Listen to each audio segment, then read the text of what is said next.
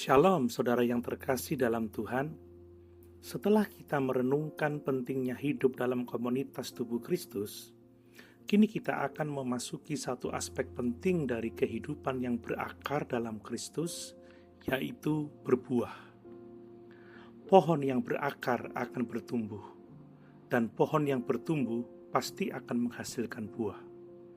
Demikian pula kehidupan Kristen. Jika kita sungguh berakar dalam Kristus, maka hasilnya adalah perubahan karakter menjadi semakin serupa dengan Kristus.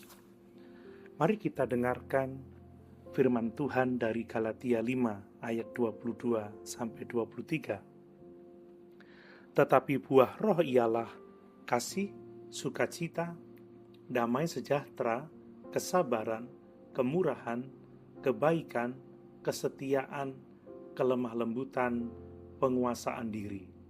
Tidak ada hukum yang menentang hal-hal itu. Ayat ini sangat kaya makna. Paulus menyebutkan 9 aspek dari buah roh. Satu kesatuan karakter yang dihasilkan oleh karya Roh Kudus dalam diri orang percaya. Buah ini bukan hasil usaha manusia semata, tetapi hasil dari kehidupan yang penuh dengan Roh Kudus, tunduk pada pimpinannya, dan tinggal dalam Kristus setiap hari. Mari kita renungkan 3 hal penting mengenai buah roh ini. Pertama, buah roh adalah tanda pertumbuhan sejati dalam Kristus. Pertumbuhan rohani yang sejati bukan diukur dari berapa banyak pelayanan, pengetahuan Alkitab, atau pengalaman rohani, tetapi dari karakter yang berubah. Apakah hidup kita semakin penuh kasih? Apakah kita semakin sabar dan lembut terhadap orang lain? Apakah kita memiliki penguasaan diri dalam menghadapi godaan dan tekanan? Inilah buah roh, dan inilah bukti bahwa akar kita bertumbuh dalam Kristus, bukan sekedar dalam kegiatan rohani.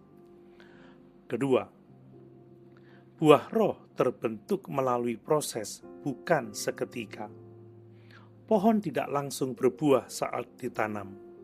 Ia perlu waktu untuk berakar, bertumbuh, dan kemudian berbuah. Demikian juga dengan kita. Buah roh bukan muncul secara instan, tetapi melalui proses yang panjang. Dalam ujian hidup, kita belajar bersabar. Dalam konflik, kita belajar kasih dan penguasaan diri. Dalam penderitaan, kita belajar damai dan sukacita yang dari Tuhan. Jangan frustasi jika belum melihat semua buah itu sempurna dalam hidup kita. Yang penting adalah proses bertumbuh sedang terjadi. Ketiga, buah roh tidak bisa dipalsukan, tetapi dinyatakan dalam hidup sehari-hari.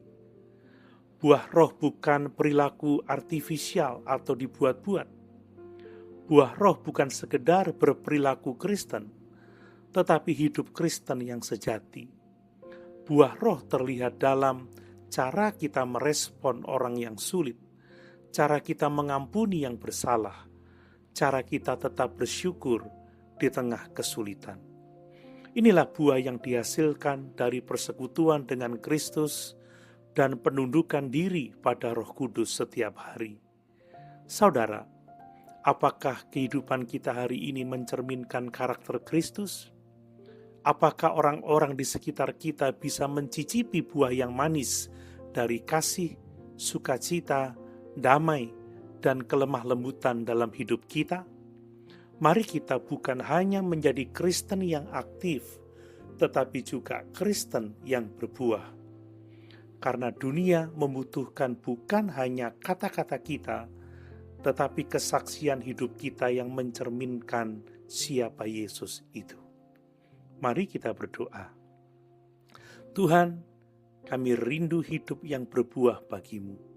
Bentuklah karakter kami seturut dengan buah Roh Kudus. Ajarlah kami untuk tinggal di dalam Engkau, taat pada pimpinan Roh-Mu, dan berserah pada proses pembentukan-Mu.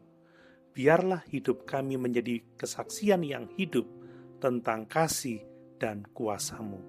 Dalam nama Tuhan Yesus kami berdoa. Amin.